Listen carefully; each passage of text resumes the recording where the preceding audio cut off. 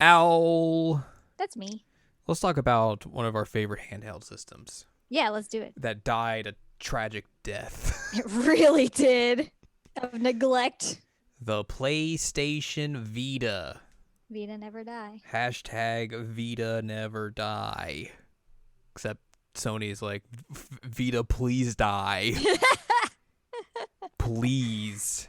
They just left it out in the street and they're like, all right, fend for yourself. Have fun. I mean, yeah, basically. Hello, welcome to this week's episode of the Seasonal Anime Checkup OVA. It's a podcast where we have conversations about video games, anime, and manga. Hello, I'm Jared, joined as always by Doc Alley and Ladium. Hello.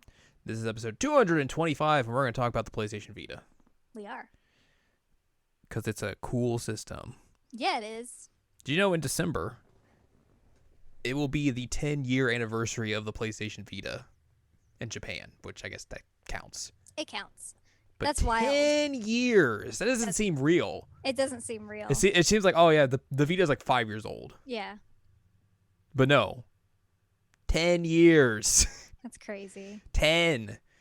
We are 2 years past the date of Sony being like, we are discontinuing the PlayStation Vita. Because we are cowards. Mm-hmm. We don't know what we actually have here. Yep. Do you remember when the Vita launched? It had two SKUs. There was the traditional Vita version, which came with like Wi-Fi enabled and all that sort of stuff. Mm-hmm. There was also the version that came with 3G enabled. Oh boy. Where you could, I guess, you just have a hotspot wherever. You can use mobile data. Yeah, I definitely did not get that version. Via AT&T, yes. Oh boy. That model was discontinued in 2013 because they were like, why were we doing this? Also, 3G was probably going out of phase there around 2013. Yeah. That was a very weird thing. Yeah. Very weird idea. Yeah. Considering when you think about the Vita, do you really think, man, I want to play multiplayer games on the go? Nope. I mean, I guess to be fair, like when they launched the Vita, it did come along with like a lot of Western focused games. Mm-hmm. Like there was an Uncharted on there, there was an Assassin's Creed on there, there was I think a Call of Duty on there, maybe. Sounds right. Something like that. Yes, Call of Duty Black Ops Declassified. You know, a first-person shooter on the Vita. Oof. So like I mean, Sony did try and put like some effort, I guess, into it, some effort, quote unquote, into making more prestige games, I guess, for the Vita instead of it just being like this weird thing that that's basically what it eventually turns into, which is just the home of weird Japanese games and indie games. Mm-hmm. But also like their push for like let's put out AAA-esque titles on the Vita lasted like what, a year? Yeah, it was not very long. Like by the end of 2012, they're just like, I don't know, we give up. It's basically how like the Wii U initially had some like third-party people trying to release games on it, and then like, oh, never mind. Yeah. It's kind of the same thing here with the Vita, but with Al, Western type games. I'm going to ask you a question. It's a very open-ended question, but it's a question Oh. nonetheless. Okay. Why did the Vita die? Oh man.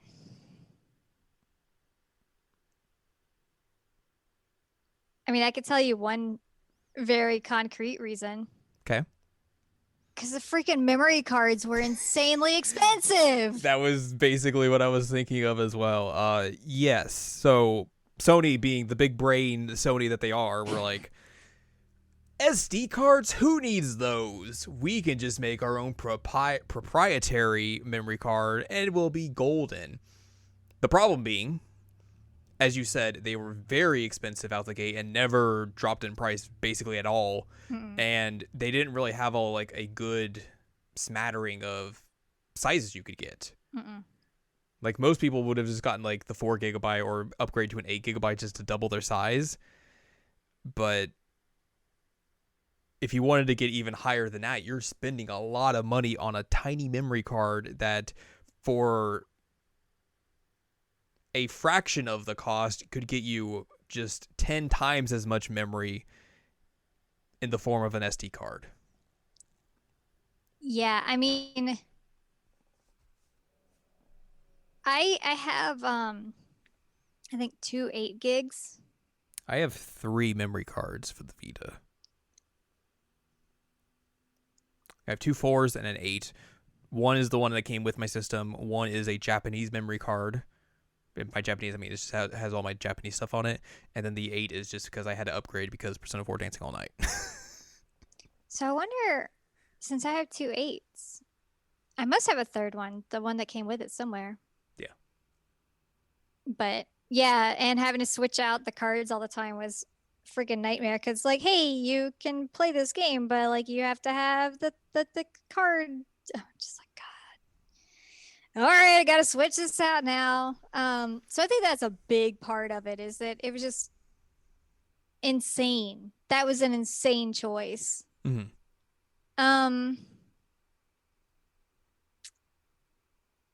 Yeah, I mean, really, that's one of them.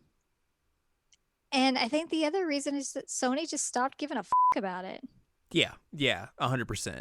I think like we said, like the first year they tried, but then basically after that first year they just kind of stopped caring. Yeah. And you would see less and less about the Vita. Obviously, they were ramping up for the PlayStation 4 and all that sort of stuff, so, it doesn't make sense in general, but, like, less and less talking about the Vita and everything until just, like, they just never talked about it at all. And, like, even at that time, like, there was still a lot of Vita games coming out. There was a lot of, like, Japanese games coming out that were really kind of bolstering the platform, where, like, people who knew about those games were like, yes, this is the platform to play these games on and everything. There was a lot of indie development on that system as well that flourished there, especially when they eventually kind of, like, started into, like, cross-buy, where you could get a game on your Vita and it would transfer to, like, your PS4 and all that sort of stuff. Yeah. But, like you said, like, Sony just didn't care. Mm-mm. And I mean, like, when you have the company that made the game not caring about it, like, that's going to lead to a pretty swift death. Yeah. I don't think it also probably didn't help that, like, the 3DS at the time was on fire. It was gangbusters, yeah. It was selling incredibly well. It was probably, at the time of the Vita's launch, the best console on the market. Yeah. And that certainly just didn't help. But again, like, if Sony's not going to care about it, why are consumers going to care about it? Right. Which was a real big disappointment, let's say. They certainly, I think, tried to make it gimmicky in a way, because, like, it has the front touchscreen, has a rear touchscreen, which some games kind of use that, but basically, like, outside of that first year, a lot of games just did not require that at all. Kind of like the 3DS that games stopped putting in the 3D element. Yeah. They just, like, they saw the gimmick and were like, we're good. One of the more interesting things that you could do with the Vita was you could do remote play with a PS4. I mean, you could still do that. That is a thing you can do right to this day. Which is weird. Did you ever try doing remote play with your PS4 or anything like that? No. On a Vita? It's a very odd concept, because obviously the Vita, it has most of the buttons that you would get on a DualShock 4, but it doesn't have the triggers. So you would they would map the triggers to the rear touchpad, and it never felt right. And also, like, it would just be, like, depending on where you are, if you're far enough away from your PS4, it would get, like, kind of laggy. Oh, God. So it really wasn't, like, the most ideal situation. So, like, I think I'm going to use it, like, a couple of times, and then afterwards I was like, this isn't really worthwhile. I'll just play it on the console itself. Like, there's no real need to play it on the Vita, of all things. But yeah, that was one of the big gimmicks, or like a couple of the big gimmicks. And then also, the weirdest part, I think, about the Vita, and also is my favorite part about the Vita, was the invention of the Vita TV. A consoleized version of the Vita that you could hook up to your television and play Vita games on it, but also a select number of Vita games, because not every game was allowed or whitelisted for this thing because of the touchscreen stuff. Right. Which is just dumb. It's weird as well, because, like, there are options in the Vita TV to basically, if you have like a DualShock 4 plugged in, to mimic the front and rear touchpad. But then it's also like, yeah, you can't play those games regardless, so who cares? Also, them calling it the PlayStation TV over here, way worse name.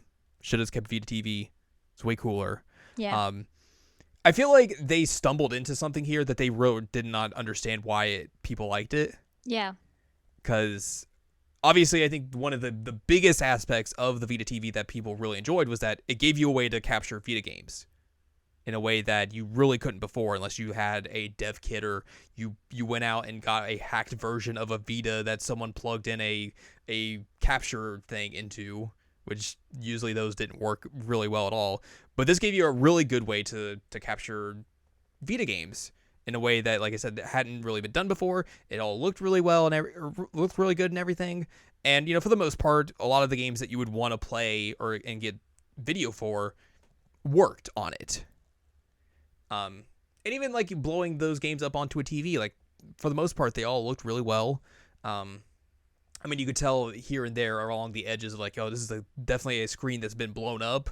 But it still worked really well. And for the most part, like that's where I played a lot of my Vita games from, like, you know, when they came out in 2014 to eventually whenever I stopped playing Vita games, essentially. It was just a dumb, good little piece of hardware that I think they put out and were like, yeah, I guess this is the thing. Who cares? They put it out and then immediately, and even quicker than the Vita itself, were like, yeah, who cares about this thing? Yeah.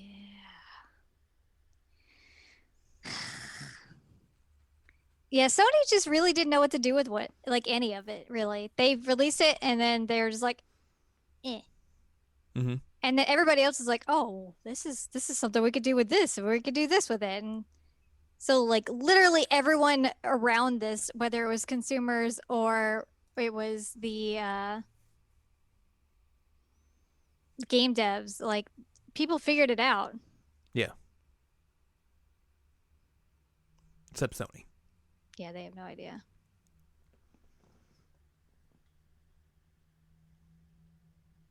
Bleh. Bleh, indeed. The Vita also was a big proponent of backwards compatibility. Similar to the PS3, you could play a lot of the PlayStation 1 classics on there. Also, you had a good, large library of PlayStation Portable games you could pick and choose from. Yeah. Which made it, you know, really interesting as well. So, like, it had this big, eclectic catalog of games, which are now all going to be going away soon because of Sony's decision-making. Which, again, is a choice. I mean, one of the great things that I will always love the Vita for is giving me an accessible way to play Persona 3 Portable again. Mm-hmm. Because, yeah, man, finding a PSP and all that jazz. Finding a PSP and the battery not bulging out of the system. Yeah. Well, what about a Go? About a what? A PSP Go. Yeah, well, that's just a paperweight now. Yep. But I think to your point, like, the Persona games really bolstered the Vita in a way that kind of carried that system in a way I think that Sony probably was not anticipating, because Persona 4 Golden obviously was one of the big cash cows for that system, where people, like, I bought a Vita for that game specifically. I did too. But then, like, you couple that with the fact that you can put Persona 3 on there, and then you could put the PSP versions of Persona 1, Persona 2, and then I don't remember if you could put the PS1 version of P2 EP on there. That might have been a weird thing because it came later. But regardless, like, you could play the most of the mainline Persona games on a Vita, which was cool. Which is very cool. There's a reason why people call the Vita like the Persona machine. Yeah. Like, that's that. It lets me date Akihiko anytime I want. It's true. You just pop it out and go, blam. Blam. Time to date Akihiko. Time to date. Yes. Well, speaking of dating. There's a lot of those games on here. Yeah, it's where I really, really got in love with the Otome genre. I'm trying to see if there's anything else like hardware wise we really need to dive into. Like I know they made a second model, but I never bought the second model, so like that doesn't really do much for me. Like I think the thing with that second model is like they replaced the OLED screen with an LCD screen, which is like a kind of a worse screen. It's kind of unfortunate. And we talked about the memory card stuff and all that jazz and everything. So I think it launched at like 250. Is that right? let me check here. Yes, $250. I don't remember how much was the 3DS at the time. Probably like 200, maybe 200 or fewer. 200 or fewer. Yeah, that's how that works. Let me see if I can look that up. That's what I'm trying to do too. Who can win? Woo! So the 3DS did launch at 250, but Yeah. it didn't launch at the same time as the Vita. Right. And I feel like it got a price drop pretty quick because the initial 3DS did not sell well. Right, because that was one of the big things that like, oh gosh, we gotta fix this. Oh no, no, no, no, no, no. So in July of 2011, it was dropped down to 169. So it was already like $100 cheaper. Yeah. To get a 3DS than to get a Vita. So you got that going for you.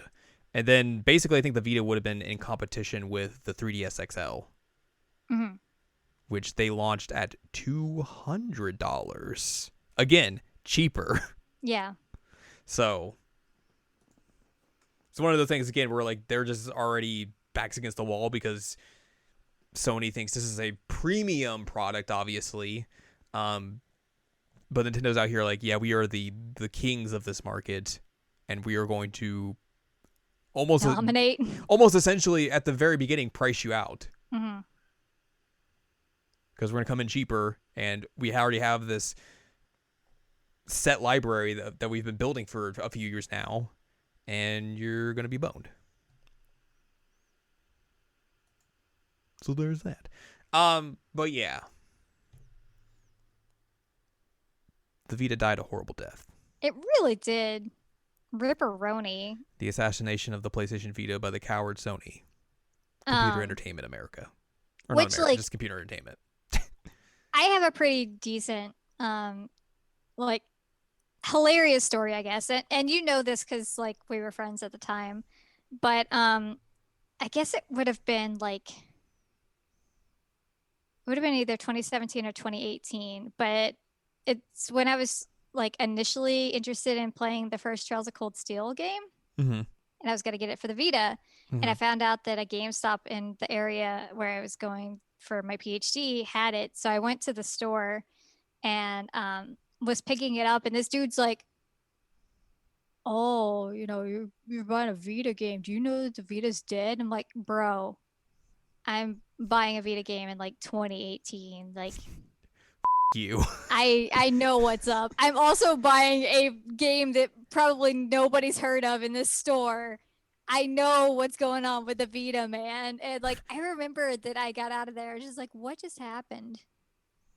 Like, this man is trying to explain to me about What's he the gonna? Vita. Oh, he's gonna upsell you on the PlayStation 3 version. That should have been your retort of being like, oh, what do you want me to buy this on the PS3 instead? I was just like, what is happening right now? It was so weird. But I mean, like, again, if when the company that makes that thing is basically telling people that's the thing we want you to know, that's what people are going to get. Yeah. From this thing. So yeah, the Vita is great. It's a shame that it just got completely destroyed by Sony, and just they didn't care. I put more of the blame on Sony than I ever would on Nintendo. Like, Nintendo obviously like was the big competition here, and they, you know, played it very smart. But Sony really just didn't even put up a fight. No, they just like they saw things didn't go well, and they're like, oh, okay. Well, hey, have you heard about the PlayStation 4? It's coming soon. Allegedly, in September of 2018, there was reports that the Vita had sold 16 million units.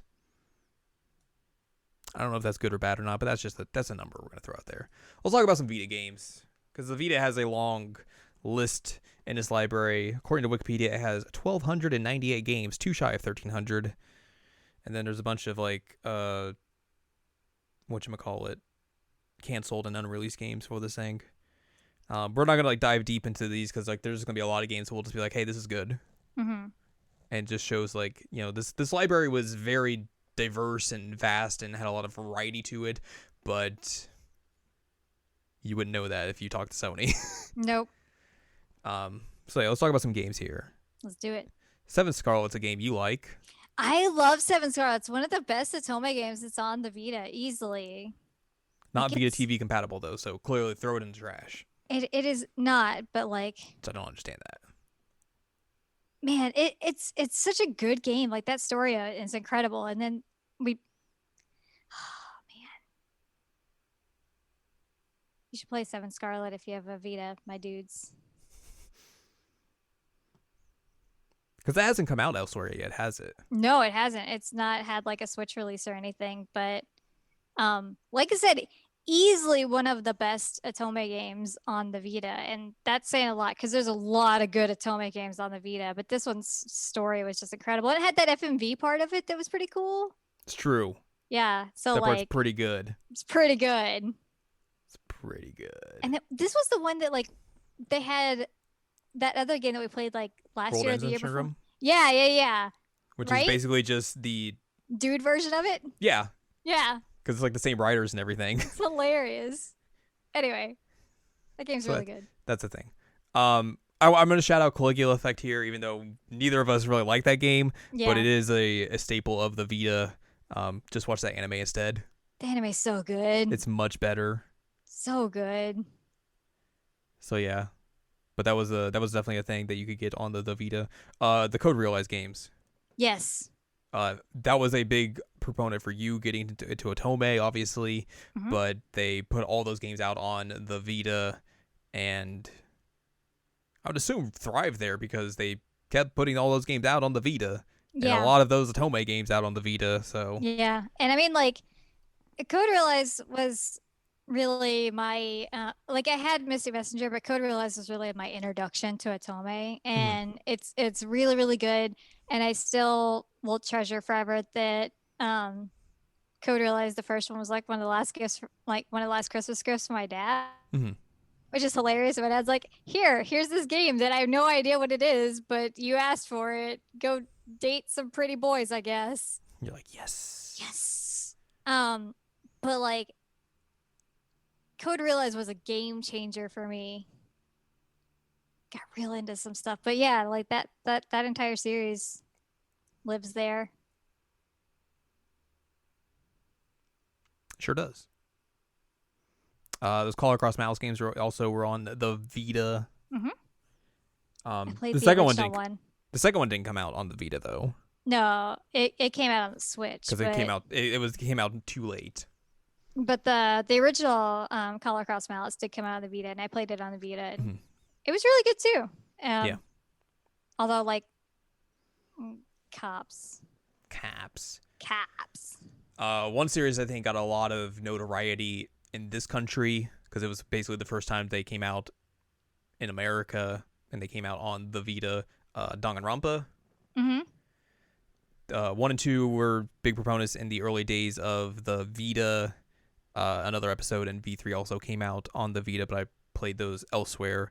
But yeah, the Vita really was the first time I think a lot of people dived into those games, unless they had played the fan translation of Danganronpa 1 Mm-hmm. previously. But yeah, that was where that series really kind of like got to be experienced by a lot of people and blow up in a way that made it so they put all those games out Yeah, and I mean, and like then put them out elsewhere. you introduced me to it, and I have 1 and 2 on the Vita, and Mhm. that was the first place that I played them. Very, very good games, 1 and 2. That is. Yeah. Everything else beyond that, I'm just gonna. Well, the anime's good. Mhm. Just ignore that V3 exists entirely. Oh man, I remember getting Danganronpa 2 and just being so excited because like I always had ever since I'd played 1, like I kept hearing like, oh man, 2 is so much better. 2 is so good. And I was like, I cannot wait to play this game. And I think they came out like relatively like quick after each other or something. Like they were the same year. Like DR1 was February, then DR2 was September. Wow, so it was like a that's quick fast. turnaround. Obviously, because like those were just PSP games that they were able Right. to, use the Vita versions of those. But still, it was a very good turnaround. It was a very exciting one.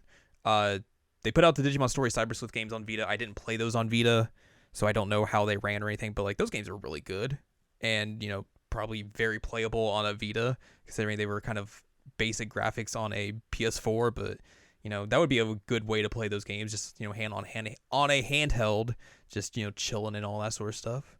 Mm-hmm. Let's see what else is on. All right, here. Dragon's Crown was on the Vita. Oh right. Big ol' hammer hammers. Big ol' hammer hammers. I could like one of the few VanillaWare games I was just like, because of that character design. Woof, woof, oofa There you go. doofa. There's some Dynasty Warriors games on the Vita because, of course, I did not play them on the Vita. I don't know what they would have been. Let's see what else is on here. There's some EDF because, of course, there's EDF on the Vita. I did play an EDF game on there. I'm pretty sure, There you go. or maybe it was something else. There's a Hot Shots golf game because, of course, there's a Hot Shots. I think I own one of the Hot Shots golf games for Vita because I was like, man, Hot Shots golf. I remember playing those on the PlayStation 1.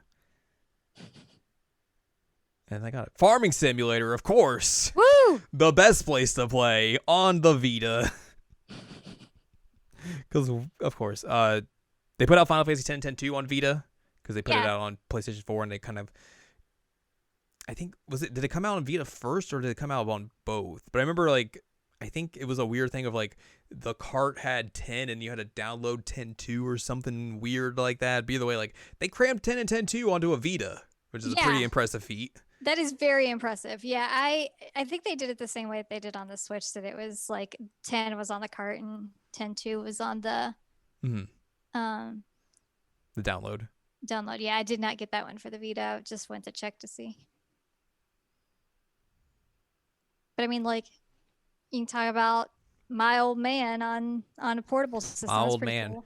I mean, you could basically play Final Fantasy 1 through 10 on a Vita. Yeah. Through all those PlayStation Classic versions of the 1 through 9, essentially. God, I can't even tell you how many times I've played 8 on my Vita. Yeah. I can believe that. Of course you can. That would be a thing you would do. Of course, the Vita is home to one of the greatest games of all time, Garo Mark of the Wolves. Which is just, I think, a version of the PS4 version, but like it still plays really well. Great game. Can't say anything else about it. I mean, I can, but I won't. to save you all some time. That's a whole different story. It's true. There's a bunch of indie games, obviously, that we could talk about. They put Hot If a Boyfriend on the Vita. Because they put that everywhere, but still. It's a good place. That would be a good place to play Hot If a Boyfriend. Mm-hmm. I got one of those, I got the Kyoto Winds Otome game, but I Hakuoki. Didn't do anything with it. Yeah. I played a little bit and then I stopped and I was like, nope, not for me. I remember you just being like, about that whole thing. Did I skip through? I skipped an entire chunk. Wow, how rude. Because that Did we talk about Bad Apple Wars? Because that game was good. No. Bad Apple Wars. I might have accidentally skipped over that. Apologies. Wow. I know. They should have put out Itadaki Street, Dragon Quest, and Final Fantasy 30th Anniversary on the Vita in America because that would have been real dumb and real fun. Yeah. Who doesn't want to play a board game dealing with like investments in the Dragon Quest and Final Fantasy universe? That's all I'm saying. I didn't play J-Stars Victory Versus Plus on the Vita, but I played it on the PS3, so I'm assuming it probably just plays similarly on the Vita.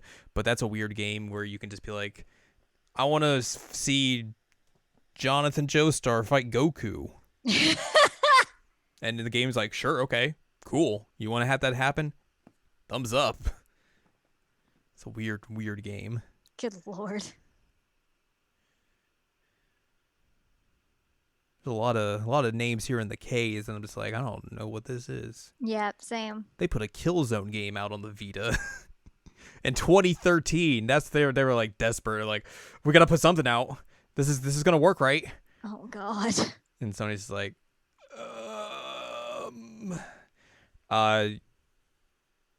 they put out a lot of the Legend of Heroes games on the Vita. Yes, they did. They put out re-releases of the Sky games, which didn't come out over here. And that's how I played them. Well, you played PSP versions of them. That's true, I did. But I played them on the Vita. And then they did, I think, cross-bell versions as well. But the ones that obviously people in North America would have known would have been Trails of Cold Steel 1 and 2. Mm-hmm. Those came out on the Vita and also the PS3. So you could play them on both. I think you played one or two on the Vita. I played one. You did mention, obviously, 1 and 2 on the Vita. You bought one on the Vita because you made that story. I didn't remember if you bought or you played 2 or not. I guess you would have had to have played 2 because there was the save data transfer stuff. Mm-hmm. I played 1 and 2 on the Vita, and then I played 1 and 2 on PS4. Yes. Actually, wait a minute. I'm pretty sure I played 1 and 2 on the Vita, but I'm also thinking at one point that I might have done something with like a save data transfer to the PS3. It's entirely possible. Yeah, that's probably what I did. But those are obviously very vast, long JRPGs that huge games are an interesting place to put those on the Vita, but like, in a good way to play them, because obviously at the time the PS3 is dying down, and do you want to like bust out your PS3 or do you want to bust out your new fancy handheld? Play it on there. Like I said, I didn't play those games on there, so I don't know like how they were, but I'm assuming it's just they were fine. They were Trails of Cold Steel. Excuse me. Because I definitely remember that I was playing Cold Steel on the Vita. One of the times that I was going to talk at MagFest. Yes, that makes a whole lot of sense because I think that was around the time you were getting into those games. Mm-hmm. That definitely sounds about right. The last time that Love Live games were on anything other than a mobile device or the arcade was on the PlayStation Vita. That's kind of wild. They were weird. They were obviously rhythm games, but they were like weird. Like they were split into 3 games and sorted by subunits. So that's how you would buy the game. You would like pick which subunit you wanted, and you would get all the subunit songs, and then some scattering of full group songs. And I think it was like different on each game. It's a weird idea. I own one of those. Which one do you own? I own the Lily White one, which in retrospect is like probably the worst one to get. Yeah, why would you get that one? Oof. But those games were interesting as well because they were made by the people who made the Hatsune Miku games. So it's a completely different style of rhythm game than compared to like what you're used to with the mobile stuff and then the PS4 game now. So a very different take on what you think of a Love Live rhythm game. And now I can click on this page. Oh yes, Madden NFL 13, everyone's favorite game for the Vita. It's one of those you're just like, huh?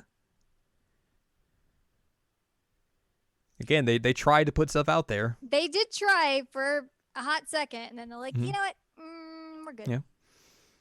Metal Gear Solid HD Collection is a thing on the Vita, which I think I own half of that. I think I bought MGS2 to play on the Vita, which is it's a fine way to play that game on the Vita. Works totally well. It looks just like the HD versions that are on the actual consoles and everything. I think it's a little weird. We have to like do like rear touch control for the trigger stuff. Mm-hmm. But like I played through that entire game on the Vita, and I was like, this is a fine way to play Metal Gear Solid 2. A-okay. Because who wouldn't want to do that? Who doesn't want to bring Hideo Kojima with them on the go? Um, I have an answer to that if you would like it. Oh, is it you? It's me. Wow, I'm shocked. At some point, I owned Mortal Kombat on the Vita. I don't Did you remember really? why. I don't remember if it was like a PlayStation Plus game or something. Hmm. But I own Mortal Kombat on the Vita, which is like a weird. It's an okay way to play like MK9 on a Vita or like on the go. Like obviously, like it looks a little worse and everything, but like, and it's got like I think some Vita exclusive features that do like touchscreen stuff and everything. But like, it plays like Mortal Kombat. So I was like, this is all right. Hmm. And I think that version like you can play as like Kratos or something weird. Like there's some weird bonus character or something. That's very weird. Yeah. I guess I didn't realize that Miramasa got a re-release on the Vita. I think I played that. I played it on the Wii. I might have played that on the Vita. Hmm. But I don't remember like getting that far into it, so I just remember it being a thing and I was like, yeah, this is a game, all right. This sure does exist. I need games to play before Persona 4 Golden comes out. I'll play this, I guess. I don't know. But I'm pretty sure I played that. I just don't remember much or anything about it. Like, if you would have told me that, just the title, and I would not even told you it was a Vanillaware game. Wow, really? Honestly, yeah, because I was just like, The art's so pretty, though. Yeah, that sounds about right. Odin Sphere. God, I love Odin Sphere. That was on the Vita. I have that on the Vita. It's very, very good. That art style, man. Very beautiful. Did you ever play Odin Sphere? Mm-hmm. Played a little bit of it. I didn't like finish it or anything. Game's great. Of course, who could forget Oregon Trail Complete Edition? Actually, this is Oregon Trail. Not Oregon. Oregon. Completely different. Two completely different things. I can't imagine playing Papers, Please on a Vita.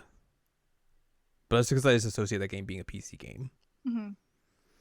Of course, the big thing when you get to the P's. Period Cube. Period Cube, obviously. And Phantasy Star Online 2. Yeah. Persona. Yeah. A big proponent of games that were on the Vita. Obviously, starting with Persona 4 Golden, that being just a huge get Huge game. for the Vita. It did really well. They obviously followed it up with Persona 4 Dancing All Night. Which is a very good video game. Also, yes, also a very good video game. The last of like their big spin-off thing they had been doing between 2012 and 2015. Mm-hmm. They also put the Persona 3 and Persona 5 rhythm games on there as well, but those were very late. I doubt many people played those on a Vita. I highly doubt it. Because they also came out on the PlayStation 4, but you could also play them on the Vita. The Vita. So I'm sure that's fine. You know this for a fact. Dancing All Night used to be my super duper anxiety game. Mm-hmm. That like when I was having a real bad day and needed to get through some anxiety, I would just like boot it up and play a song in Dancing All Night. I think that Love Live has kind of replaced that for me, but yeah, that is a very, very good video game. It's really good. And Golden was solid. Good except for it had Marie in it, and she's terrible. So let's learn about some poetry. God, she's awful. I bought all of the the Persona 4 Dancing All Night DLC Wild when it came out in Japan.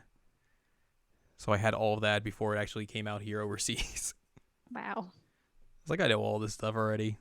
It's good. I'm only buying this just so I can understand the story. Honestly, that was it. And also get like the fun bonus stuff as well. But either way.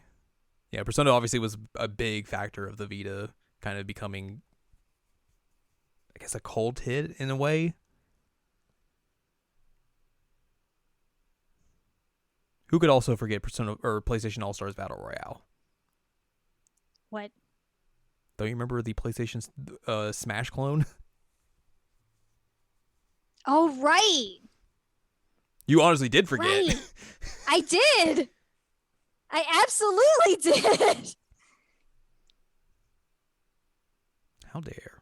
I feel kind of bad that I forgot that exists, but Well, I think everyone kind of fucking forgot that everyone forgot that existed. yeah, I mean it's probably for the best. You played the Psychedelica of the Blank games. Yep, Ashen Hawk and Black Butterfly. They were Otome games. They were Otome games. Art was very pretty. Black Butterfly was better than Ashen Hawk. Yep. There you go. I bought the Psycho Pass game on the Vita after buying the Xbox One version because that was originally the only place you could buy that game when it came out in Japan. Oh wow. So I have like the limited edition of that game Wow. for the Xbox One. So it came with like a skin for your Xbox One, like Blu-rays, like an art book. It's real weird. But it was like I got it for like real cheap as well. So, but then I finally got that game for the Vita so I could actually play it and understand. And I was like, this is all right. This is okay. I also bought the Madoka Magic game that came out on Vita, which is again a Japan only thing. But one of the cool things about the Vita was that like you could buy Japanese, like you could play the physical copies of Japanese games and just pop them into a Vita and it would play fine, regardless of what region it was in. Region free. Yeah. So like I played that game, which is like a weird third-person action game. All right. So I was like, this is weird, but I'm like, it's all right. It's okay. So there's that. They put Puyo Puyo Tetris on the Vita because of course you would. Put good games on the Vita. They put Resident Evil Revelations 2 on the Vita, which I don't know. That's a weird thing to put on the Vita. And Why also would you put not a good game. a not so great game on the Vita? So that you can throw bricks at everything on the And Vita. point. And point, yes. Pointing enabled on the Vita. Woo! Root Letter. Root letter! That was the first place I played Root Letter was on the PlayStation Vita. Isn't that where I first played it too? You might have got the PS4 version. I don't remember. Might have been one or the other. I don't remember. But either way, that was the first time we both got exposed to that game, which is a good one. It is a very good game. They have a whole list just for S games on this Wikipedia page. Wikipedia. Man. S games. You know, Samurai Warriors. Samurai Warriors. There's a lot of Samurai Warriors. Goodness gracious. A lot of Samurai Warriors games, yeah. Oh, wow. Secret Armada came out in 2018. Was that really bad remake? It would have to be. Oh, God, that game sucked so bad. They put a Shantae game on the Vita. I could see Shantae working on the Vita pretty well. Yeah. I mean, it's an indie game, so. Yeah. Like Shovel Knight's on the Vita. Mm-hmm. But also Shovel Knight came everywhere, so of course it is. You cannot escape.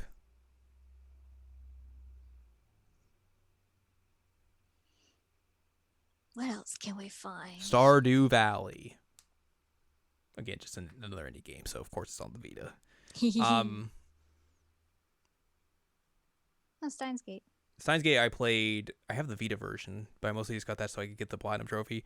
That's where I played Steins Gate 0 for the first time. Oh, really? Because it came out on the Vita first. Right, that makes sense. Or maybe it came out on Vita and PS4 first, but regardless, I played it on the Vita because I think it was one of those things where, like, at the time, if you were buying adventure games like Steins Gate and Root Letter, where it would come out on PS4 and Vita simultaneously, you get the Vita version because it's $20 cheaper. Right, yeah. So that was the main reason why I did that. Sorry, I just hit my mic. I almost had to go rescue Loki. That's fine. But yeah, Steins Gate obviously is another big thing you could play on the Vita because you can play both Steins Gate and Steins Gate 0. They eventually put out Elite. Don't play Elite on any system. I don't know if that's in Japan only. Yeah, only in Japan they put it out on the Vita. Everywhere else it came out on like PS4 and the Switch and everything. So, but yeah, Steins Gate was a big proponent on the Vita. Those are good games. Those are good games. Oh, it's got the dating game too. Yeah, I don't think it came out over here though for Vita. Probably not, but Meh. Not as good as the other two. It's true.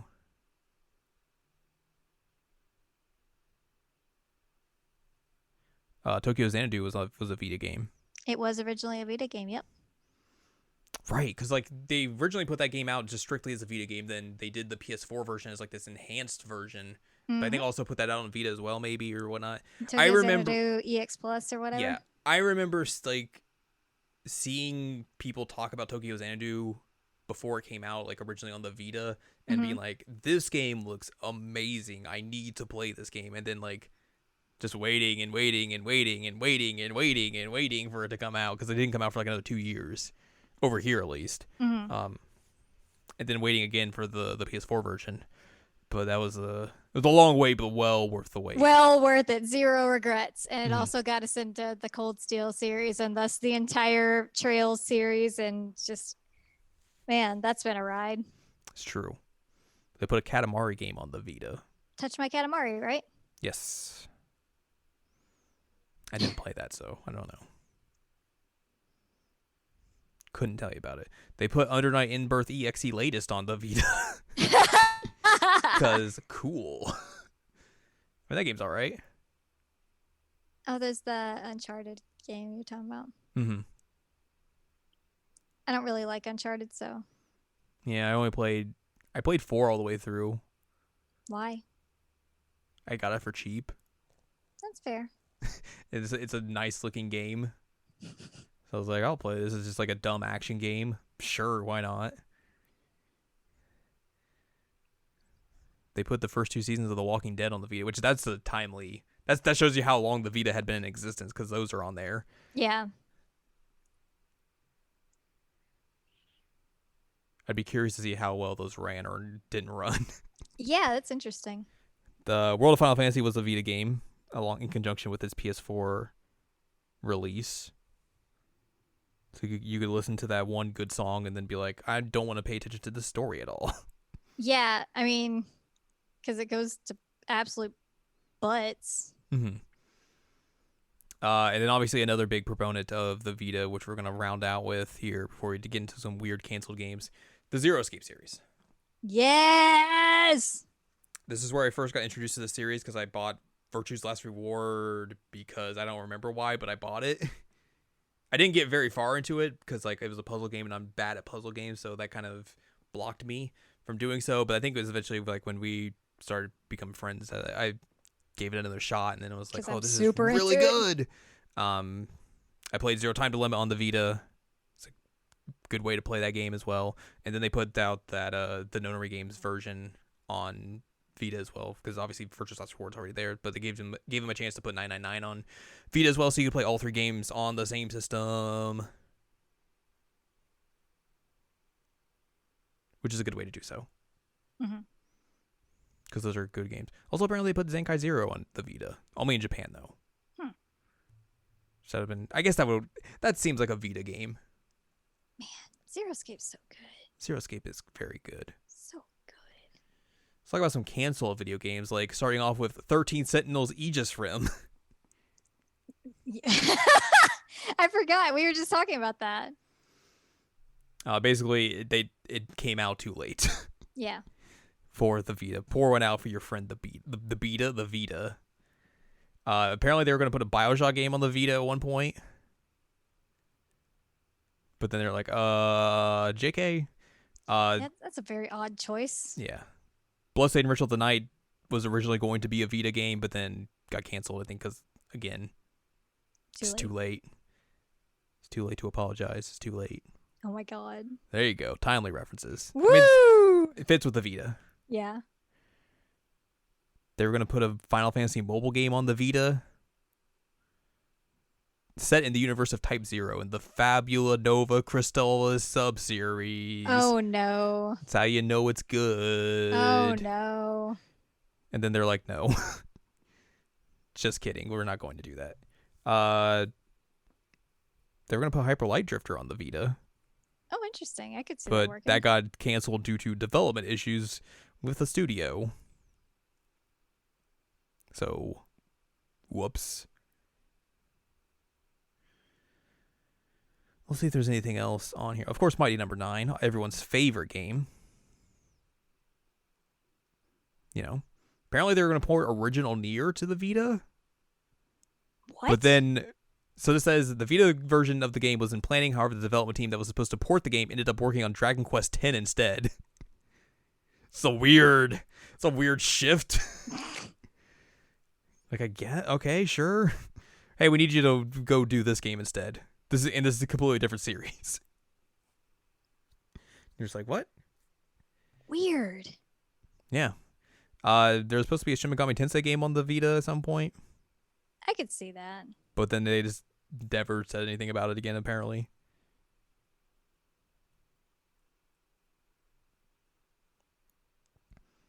And then I guess they were going to put that Zone of the Enders HD collection on the Vita, which I guess would have made sense because they put the Metal Gear collection on Vita. Mm-hmm. But then I guess they just like, eh. Eh. I don't know why this Wikipedia also lists it's like see also a list of canceled Atari Jaguar games. Yeah, why? Why do I want to look at Atari Jaguar games in conjunction with the Vita? Why? Like what? What are you talking about? Weird. It's very weird.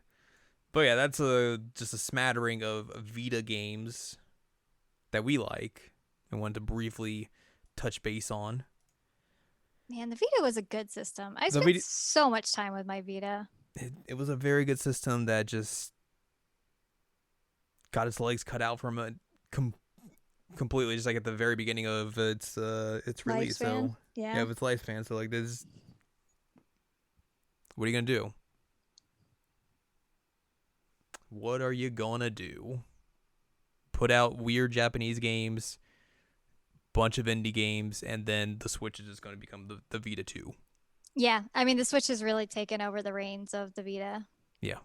If anything, the Switch is the spiritual successor of the PlayStation Vita. Which is so weird to say, but it's true. Mm-hmm. That's how Nintendo got him again. They're like, oh, well, it's dead, huh? How about we just take all your stuff? You guys aren't using this, right? We'll just take it, okay? No one's saying anything, so I guess it's all right. Just keep going. Let's go.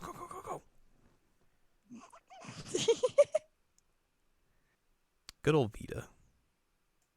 Gone too soon. Vita never die. Hashtag Vita never die. That's all you can say about that. Yeah. But I think that's gonna wrap this episode up. Unless you have anything else you want to say about the Vita. I have something that's not related to the Vita that is breaking news that I need to tell you. Oh boy. Yeah. Are you ready for this? Yes. Ben Diskin will no longer be voicing Victor in Mr. Love. Oh, that's terrible. He has been replaced by Jonah Scott. Thus, Randy Orlando is Victor. That's a good replacement. It is a very good replacement, but it's so funny to me that I'm just like, Randy Orlando. So it's going to be really hard for me to take Victor seriously now because the whole time my brain just going to be yelling Randy Orlando. I mean, when isn't your brain just yelling Randy Orlando? You know, that's a valid point. But I'm very sad about Ben Diskin leaving because I really, really enjoy his voice work. But he's always had a very weird relationship with the game anyway, so yeah, that's what. It's probably something to do with his contract. Yeah. But yeah, Joe Scott is taking over as Victor this month. Wild, right? So perfect time for you to get back into the game and start romancing Randy Orlando. So I'm interested to see how that works and how they're gonna are they gonna replace all of the voice lines for the previous dates? Or are they gonna replace? Yeah, that's a good question. What are they keeping? I've been just gonna keeping it. Anything how does this work? But it's gonna take me a while to get used to a new voice. But it will be Randy Orlando. I'm gonna have to rename Randy somehow in my phone. Yes. Oh man, yeah, I got the Twitter notification in the middle of that, and I was just like, "Oh no, I'm really sad." And then I looked up who was replacing him. I'm like, you know what? I'm okay with that. Yeah. I'm sad because I really, really like Ben, but if you're gonna replace him, that's a good choice. Could do worse. You could do much worse, right, Lo? He says yes. It's good. Anyway, that was my breaking news, and I'm done. And rip Vita. Rip Ben Diskin as Victor. Rip Vita. There you go. That's going to do it for this week's episode then. If you'd like more from us, go to seasonalanimeCheckup.com or sec.cool where you can find past episodes of this podcast and other podcasts like Jared Now Watch. That's a cool podcast. You should go check that out. It's a very cool podcast. Please listen is. to us talk. You can find more from Anladium at anladium.com. She's got columns and reviews. You can follow us on Twitter, twitter.com/animecheckup. Follow us on TikTok at Anime Checkup as well. Yeah, that's weird. I don't participate in that because I don't have our login, but You can find me doing fun 30-second anime reviews of anime that's happening right now, that's airing currently in the season. So, yeah. Check that out if you are cool with the youth. The youth! The youth. You can buy our books, One Shining Moment, A Critical Analysis of Love, Life, Sunshine, and Hot Tubs of Pac-Man on Amazon.com. And you can support us on Patreon, patreon.com/SACOVA. Buy us a slice of pizza, get access to bonus episodes. There's a growing collection of those on there now, and you can get unedited versions of the podcast early, which is fun. Yay! Get to hear us say naughty words. You can hear all the naughty words and all the weird stuff that I cut out. Yeah, like me yelling at the cat because I was afraid that I was going to have to free him. It's true. Next week, we will again talk about something. Something. What will it be? Who knows? We'll know next week. Probably. And so will you. Yay!